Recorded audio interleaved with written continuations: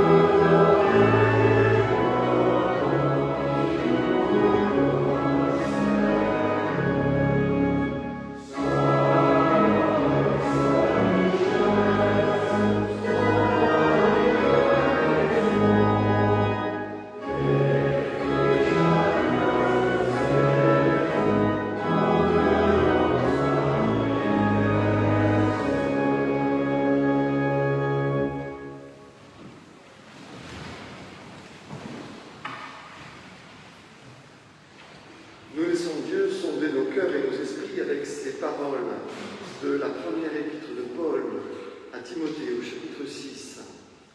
Pour toi, homme de Dieu, fuis le mal et recherche la justice, la piété, la foi, la charité, la patience, la douceur.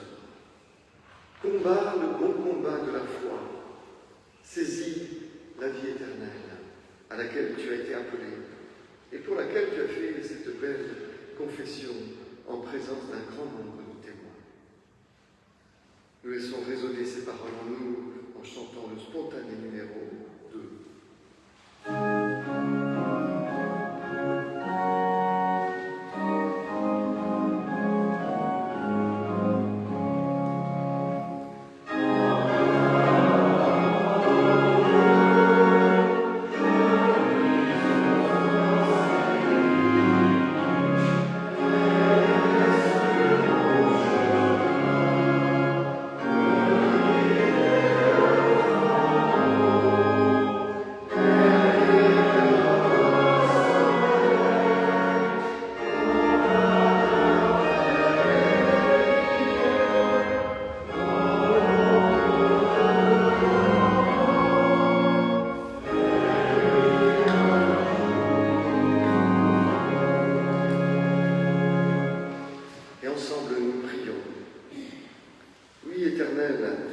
Cet épître nous rappelle ce matin que la foi n'est pas un long fleuve tranquille, mais un bon combat.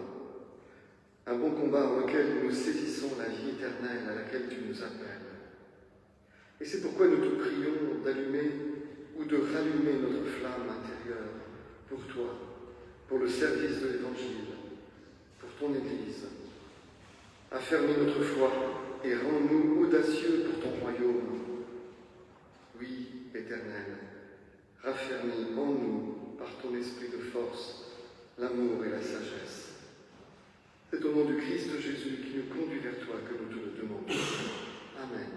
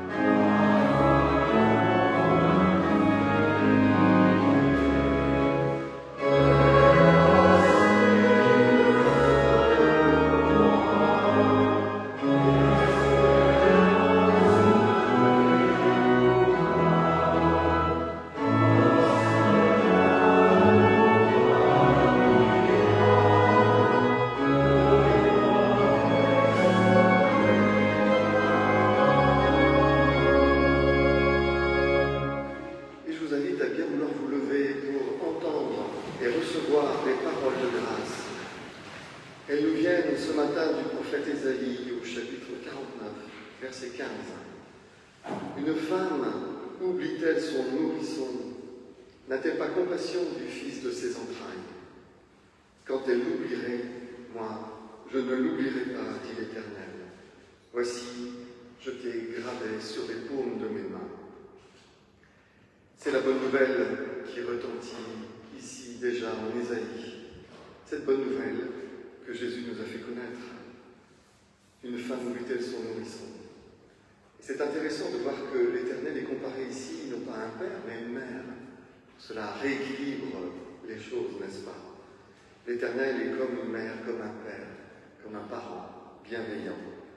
Et quel parent s'émeut trop ou délaisse un nourrisson, même lorsqu'il se souille? Au contraire, le parent prend son enfant, l'embrasse, le nettoie, le rassure, le relève. Et c'est ce que l'Éternel fait pour chacune et chacun de nous. Même quand nous nous égarons, il reste avec nous, il nous rattrape, il nous relève. Quelle femme oublierait son nourrisson? L'Éternel est pour nous, jamais contre nous. C'est la bonne nouvelle. Et il n'y en a pas tant que nous recevons chaque jour nos informations dans nos boîtes aux lettres. Ce matin, pour nous, c'est une bonne nouvelle. Et cette bonne nouvelle, nous la chantons avec le spontané qui suit.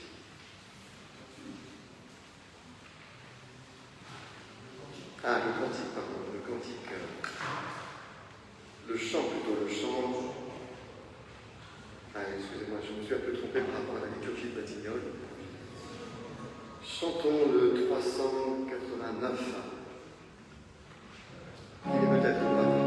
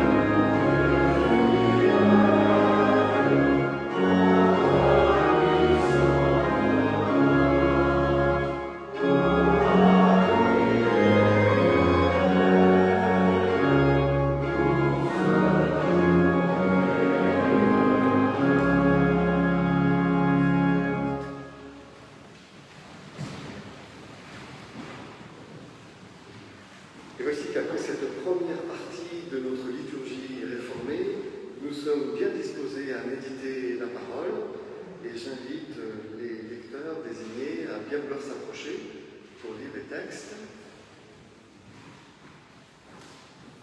Et nous en avons une lectrice, un lecteur.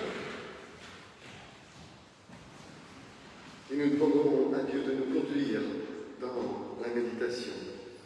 Oui, Éternel, c'est toi qui es Dieu, et il n'y a pas d'autre Dieu que toi. Et nous sommes le peuple dont tu es le berger.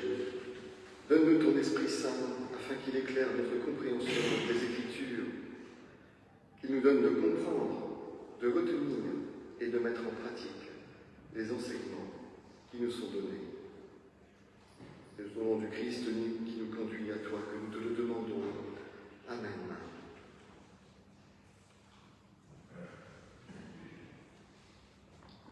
Psaume 139. C'est toi qui as formé mes reins, Éternel, qui m'as tissé dans le sein de ma mère. Je te loue de ce que je suis une créature si merveilleuse. Tes œuvres sont admirables et mon âme le reconnaît bien. Que tes pensées, ô Dieu, me semblent impénétrables. Que le nombre en est grand. Si je les compte, elles sont plus nombreuses que les grains de sable. Je m'émerveille et je suis encore avec toi. Nous lisons dans Luc au chapitre 11 et au verset 5 à 13. Demandez et l'on vous donnera, dit Jésus. Cherchez et vous trouverez. Frappez et l'on vous ouvrira. Car quiconque demande reçoit, celui qui cherche trouve, et l'on ouvre à celui qui frappe. Quel est parmi vous le père qui donnera une pierre à son fils, s'il lui demande du pain? Ou, s'il demande un poisson, lui donnera-t-il un serpent au lieu d'un poisson? Ou, s'il demande un œuf, lui donnera-t-il un scorpion? Si donc, méchants comme vous l'êtes, vous savez donner de bonnes choses à vos enfants, à combien de forte raison le Père Céleste donnera-t-il le Saint-Esprit à ceux qui le lui demandent? Pour la dernière lecture, ce sera Romains 1, versets 16 à 17. Je n'ai pas honte de l'Évangile, dit Paul. C'est une puissance de Dieu par le salut de quiconque croit, du juif premièrement, puis du grec. Enfin, la justice de Dieu s'y révèle par la foi, et pour la foi, selon ce qui est écrit. Le juste vivra par la foi. Jusqu'ici, la parole biblique, la vérité est ta parole, Seigneur. Sanctifie-nous par ta parole. Et je vous invite à vous lever pour chanter le psaume 92. Psaume 92, la 3e et la 5e strophe.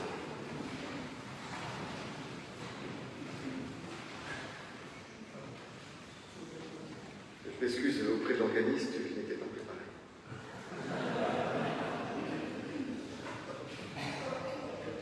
La 3e et la 5e. Puisqu'il nous l'évoquait.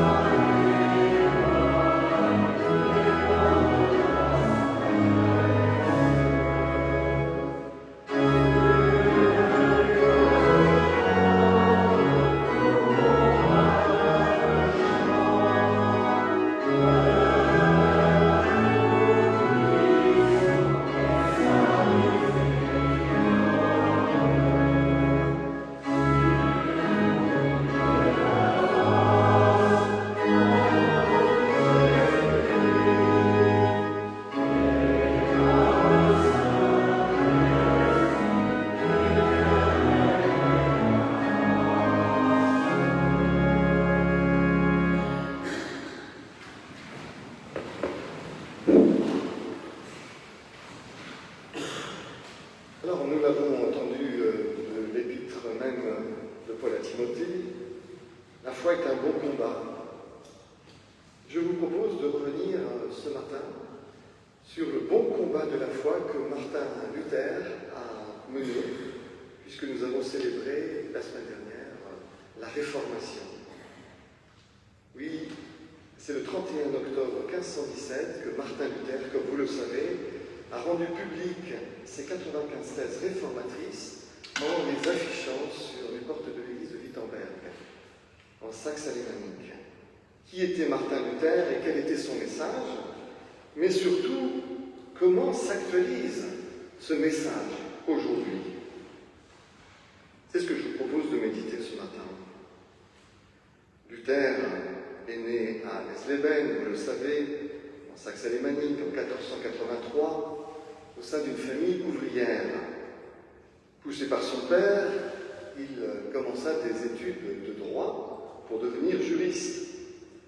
Et sa vie a basculé ce fameux soir d'orage où, terrorisé par la foudre, il fit un vœu à Sainte-Anne, le vœu de se faire moine si elle le délivrait de la mort. Que s'est-il passé dans l'esprit du jeune Martin Luther? Comme tous les gens du Moyen-Âge, même si l'on était au début de la Renaissance, comme tous les gens du Moyen-Âge et aussi de la Renaissance d'ailleurs, Luther vivait dans l'angoisse de l'enfer et du purgatoire. La doctrine et la pastorale de l'Église utilisaient cette peur pour convertir les gens et pour faire marcher les fidèles. Les représentations de l'enfer et du purgatoire que l'on peut encore admirer dans les plus anciennes églises ou dans les cathédrales, ces représentations montrent que les gens étaient hantés par la peur. Le schéma doctrinal était bien rodé. Le baptême était censé délivrer le fidèle du péché originel et donc de l'enfer, mais qu'en était-il des péchés commis après le baptême?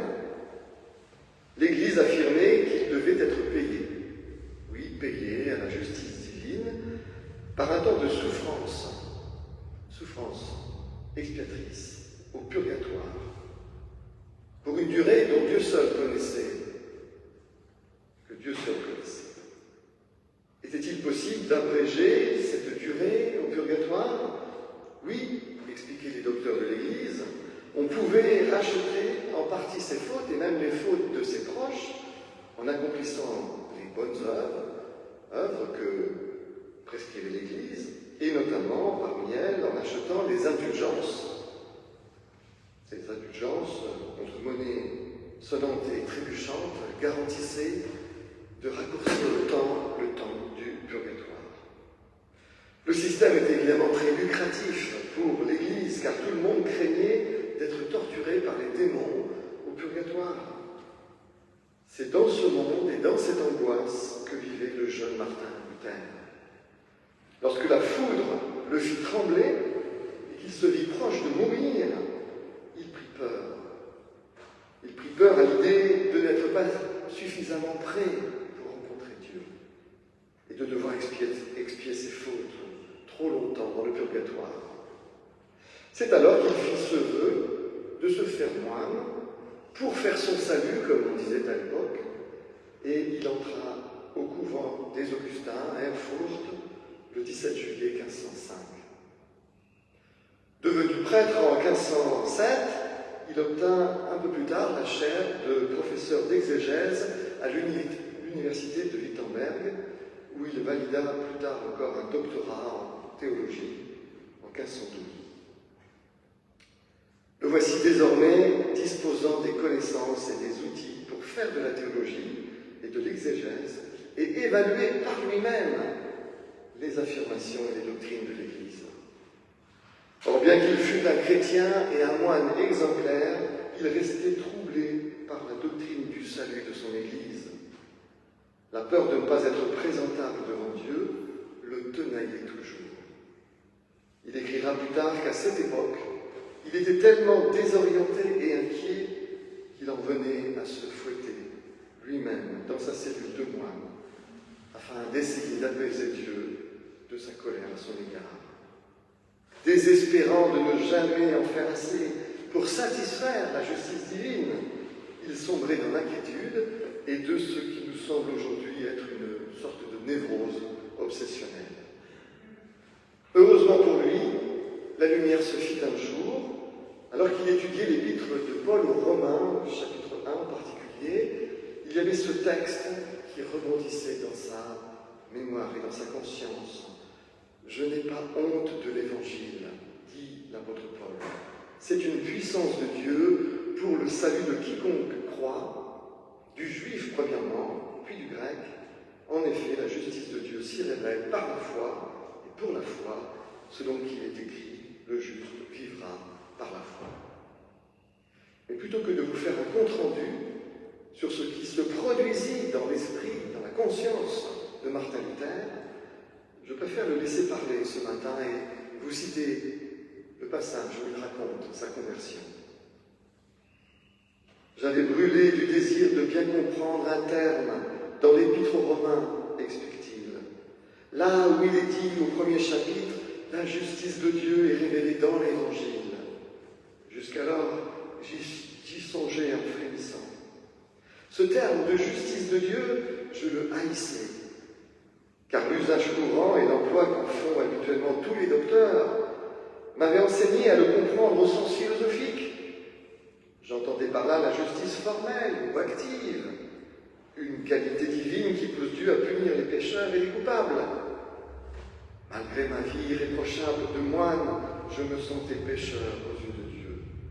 Ma conscience était extrêmement inquiète, et je n'avais aucune certitude que Dieu fût apaisé par mes satisfactions. Aussi, je n'aimais pas ce Dieu juste et vengeur. Je le haïssais, et si je ne blasphémais pas en secret, certainement, je m'indignais et je murmurais violemment contre lui, disant « N'est-il pas suffisant qu'il nous condamne à la mort éternelle à cause du péché de nos pères et qu'il nous fasse subir toute la sévérité de sa loi? Faut-il qu'il augmente encore notre tourment par l'Évangile et que même là, il nous fasse annoncer sa justice et sa colère? J'étais hors de moi, tant ma conscience était violemment bouleversée, et je creusais sans trêve ce passage de saint Paul dans l'ardent désir de savoir ce que l'apôtre avait voulu dire. Enfin, Dieu me prit en pitié. Pendant que je méditais nuit et jour et que j'examinais l'enchaînement de ces mots, la justice de Dieu est révélée dans l'Évangile, comme il est écrit, le juste vivra par la foi. commencé à comprendre que la justice de Dieu signifie ici la justice que Dieu donne et par laquelle le juste vit s'il a la foi. Le sens de la phrase est donc celui-ci.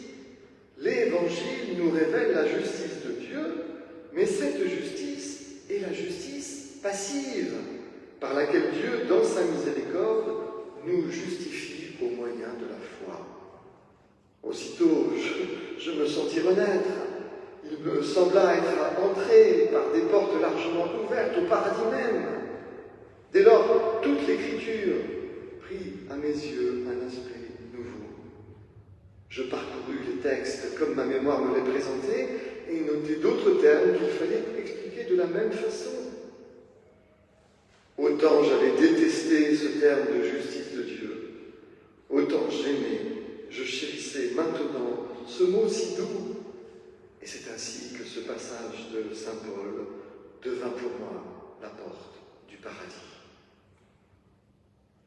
Cette expérience que fit Martin Luther en se frottant au texte de l'Épître aux Romains n'est autre que l'expérience libératrice de la grâce. Qui parmi vous, quel père parmi vous, donnera une pierre à son fils s'il lui demande du pain? Ou s'il demande un poisson, poursuit Jésus, lui donnera-t-il un serpent au lieu d'un poisson? Ou s'il demande un œuf, lui donnera-t-il un scorpion? Si donc, méchants comme vous êtes, vous savez donner de bonnes choses à vos enfants, à combien plus forte raison le Père Céleste donnera-t-il le Saint-Esprit à ceux qui le lui demandent? C'est la bonne nouvelle que nous entendons ici. Dieu nous aime comme un père et comme un mère, nous l'avons entendu, comme un parent. Ce n'est pas pour nous un juge impitoyable, ce juge impitoyable de la mauvaise conscience humaine ou des manipulateurs du religieux. Non, Dieu est pour nous, jamais contre nous. Et c'est pourquoi, poursuit Jésus dans ce passage de Saint Luc, je vous le dis, demandez et l'on vous donnera, cherchez et vous trouverez, frappez et l'on vous ouvrira. Car quiconque demande reçoit, celui qui cherche trouve, et l'on ouvre à celui qui frappe, et c'est de Dieu, bien sûr, qu'il parle. C'est la bonne nouvelle de l'Évangile. Dieu est amour et il est grâce. Cette bonne nouvelle que Dieu nous aime comme nous sommes, tels que nous sommes, et que nous n'avons pas besoin de nous racheter ou de nous valoriser par des mérites ou des bonnes œuvres. Oui, cette bonne nouvelle s'oppose toujours et encore à toutes les doctrines religieuses ou laïques qui proposent encore et toujours une forme ou une autre de salut par les œuvres. La notion de salut par les œuvres est explicite. Elle postule que l'individu doit faire quelque chose pour se justifier, pour obtenir la grâce, mériter la grâce. Elle part du principe qu'il faut gagner l'amour de Dieu, gagner sa grâce. Mais quels parents voudraient être aimés pour ce qu'ils donnent, ou aimer les siens en récompense de leur affection? L'amour, qu'il soit parental, conjugal, amical, serait-il l'amour s'il dépendait de quelque chose donné en échange? L'amour ne se commande pas et il ne s'achète pas davantage. Il est grâce sans contrepartie. Autrement, il n'est pas l'amour, mais une transaction, un deal. Toutes les doctrines religieuses qui prescrivent de gagner, d'acquérir la grâce de Dieu, c'est-à-dire son amour, que ce soit par des rituels, des pratiques, des mérites, des œuvres bonnes, l'adhésion à une doctrine, à une église, à une religion. Oui, toutes les doctrines religieuses qui prescrivent le salut par les œuvres, ou une forme de salut par les œuvres, se cognent et se fracassent sur l'affirmation du Christ, selon laquelle Dieu est amour et sa grâce est entièrement gratuite, sans contrepartie. C'est ce que Martin Luther a découvert, redécouvert en lisant l'Évangile, la bonne nouvelle de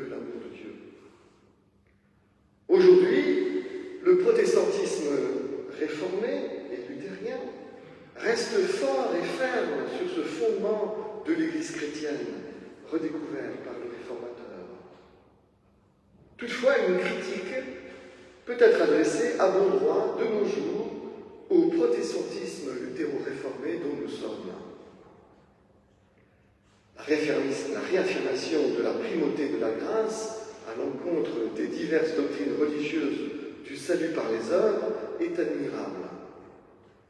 Mais que dit le protestantisme luthéro-réformé au sujet des différentes formes laïques du salut par les œuvres? Et oui, avec l'avènement de la société capitaliste déchristianisée, où à peu près tout s'achète et se vend, et surtout où la valeur de l'individu se mesure à sa classe sociale, à ses possessions et autres signes de richesse extérieure, à ses diplômes, à ses titres, à ses réussites. Oui, dans ces sociétés où la réussite et l'échec font la valeur de la personne, soyons certains que nous avons bel et bien affaire ici à une forme laïque du salut social par les œuvres. Or, curieusement, les protestants qui sont toujours si prompts à combattre les doctrines religieuses du salut par les œuvres ne dénoncent pas de la même manière, avec la même vigueur, la mentalité mondaine actuelle qui réduit la valeur de l'individu à ses réussites ou à ses échecs. Pourquoi?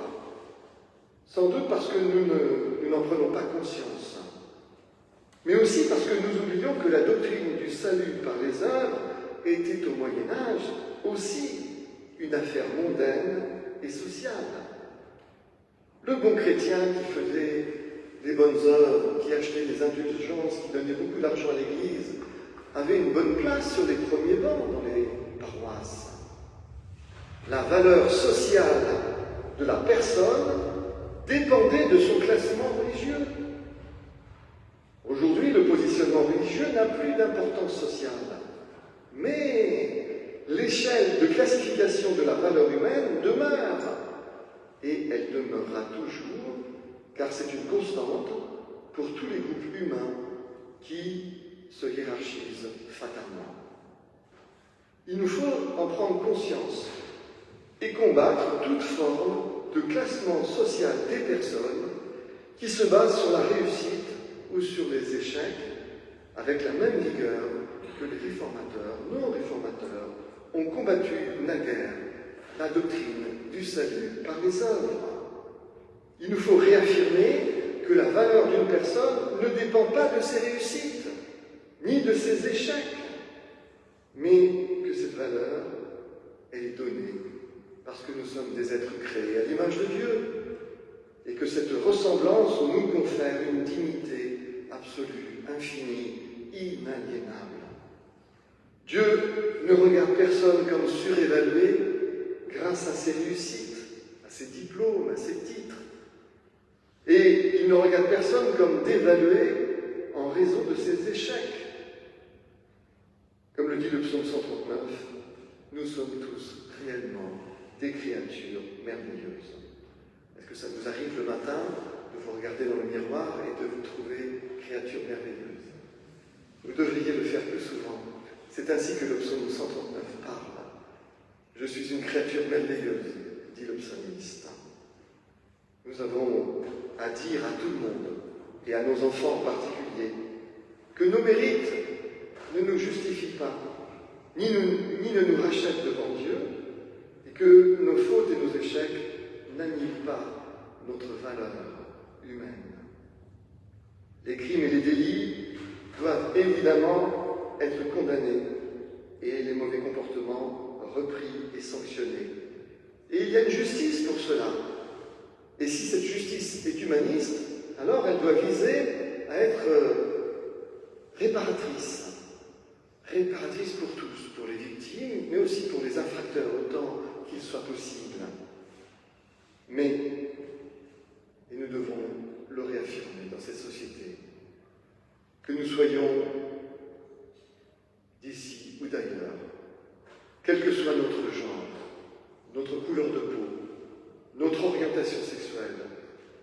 classe sociale, notre formation, nos titres, notre fortune, notre valeur est et reste infinie devant Dieu et en l'humanité. Honte à toutes celles et à tous ceux qui lient la valeur d'une personne à ses réussites ou à ses échecs. Honte à tous les systèmes religieux ou laïques du salut par les œuvres. Soli Deo Gloria. Amen.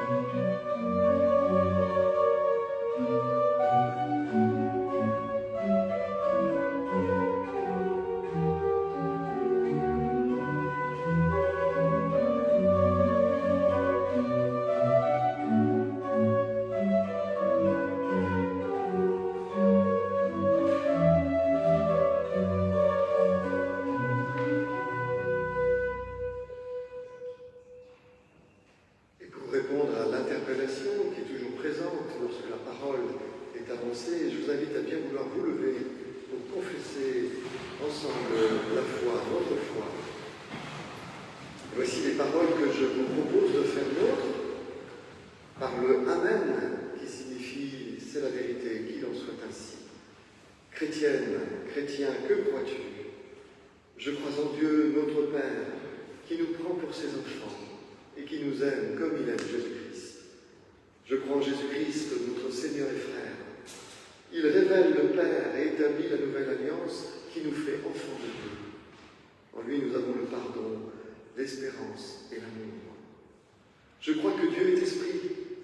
Il demeure dans notre esprit et il nous atteste que nous sommes enfants de Dieu. Il guide l'Église par l'Évangile et nous révèle la gloire de Jésus-Christ. Je crois l'Église du Christ secrète et universelle, visible et invisible, pécheresse et pardonnée.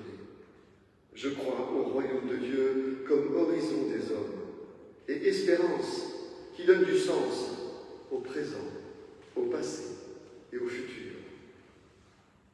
Amen.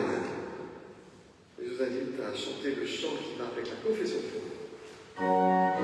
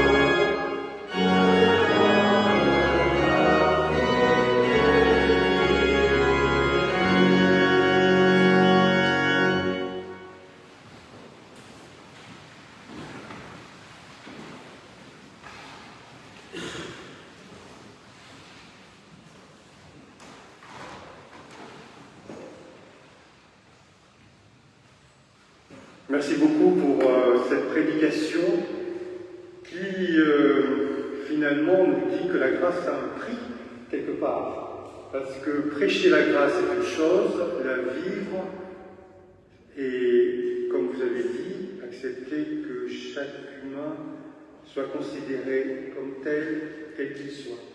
Ça, c'est pas facile. Voilà, ça a un prix finalement cette grâce.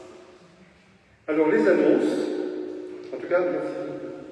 Le pasteur Bruno Godelet est pasteur de l'Église protestante unie des Batignolles à Paris. Alors, les annonces, 2 secondes que je cherche. Voilà. Alors, comme chaque dimanche, vous avez l'épicerie solidaire de la Croix-Rouge du 11e arrondissement. Donc, vous avez une liste à l'entrée du temple.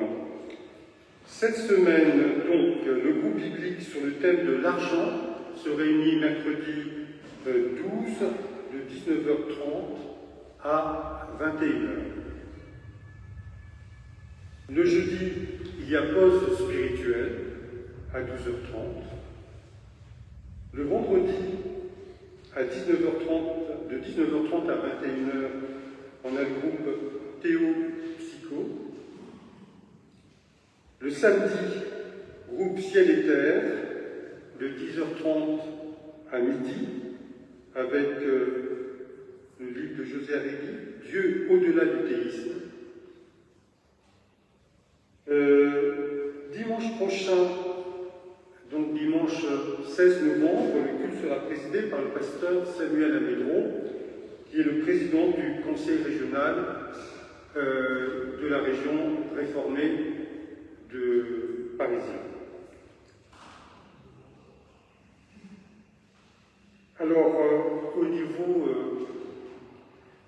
des choses goûteuses, on va dire comme ça, vous avez les lasagnes de Nicole Gioletti, si vous voulez en commander pour la fête d'amitié ou avant la fête d'amitié, ou voilà, comme ça. Vous pouvez le faire. Alors, Nicole Gioletti, je ne la vois pas, donc elle n'est pas ici aujourd'hui. Mais bon, c'est un rappel. Vous avez aussi le 16 novembre, il y aura une bombe de gâteau, la sortie du culte. Alors, pas ce dimanche, hein, mais dimanche prochain. Et puis, je crois qu'il y a 2 annonces, Isabelle. Voilà. Déjà, Isabelle, veillez.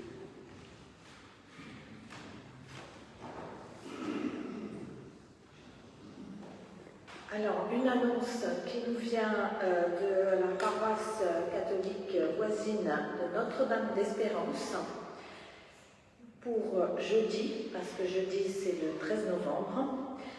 Ce sont les 10 ans et la paroisse organise une veillée du souvenir en hommage à toutes les victimes et nous y sommes invités à y participer pour ensemble chercher des chemins d'engagement commun et d'espérance.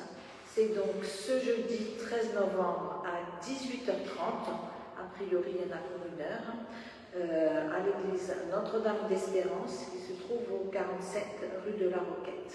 Voilà, que ceux qui souhaitent venir puissent y participer.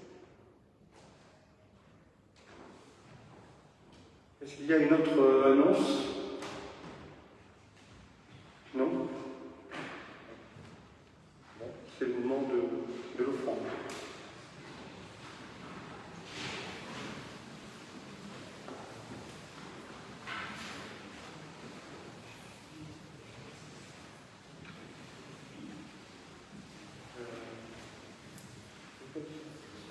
Le psaume 36.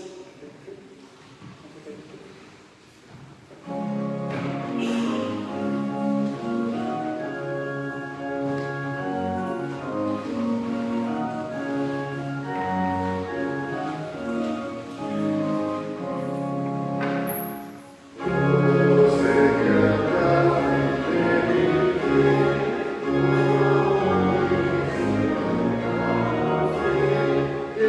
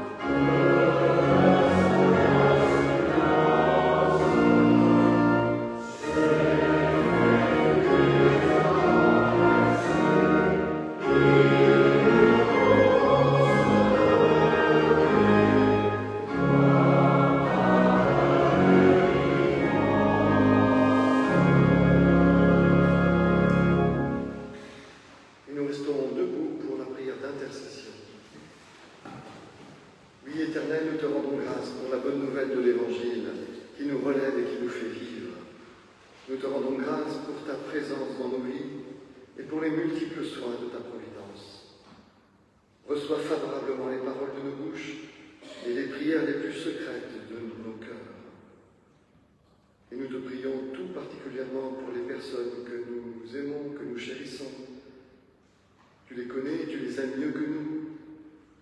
Nous voulons les nommer dans le secret.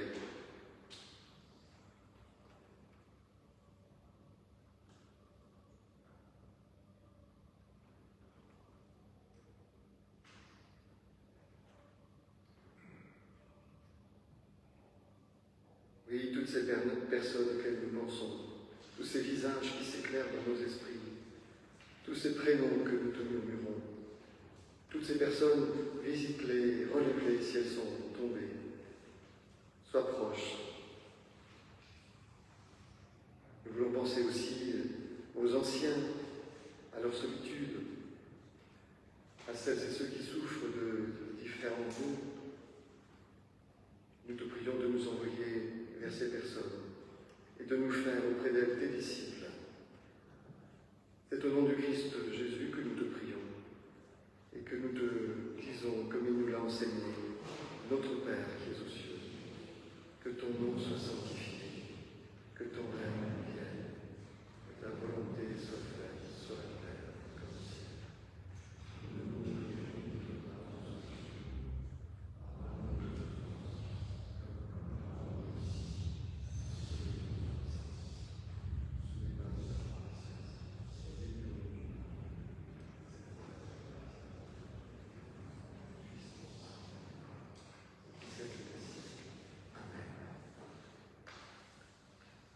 Recevons l'exhortation puis la bénédiction de la part de Dieu.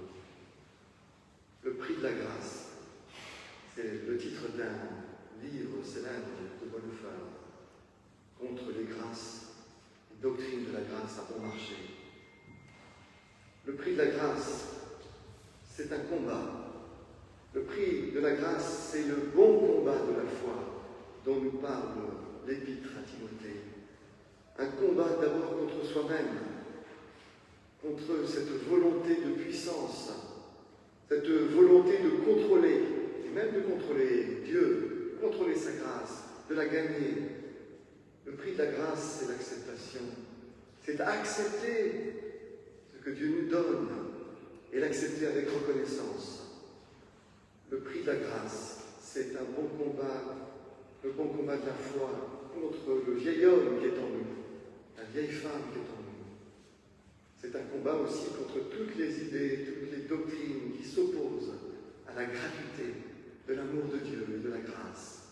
Alors mes frères et sœurs, menons ce bon combat de la foi à la suite de nos réformateurs, plus haut des docteurs et des pères de l'Église, plus haut encore des disciples de Jésus et du Maître, bien sûr, qui nous envoie.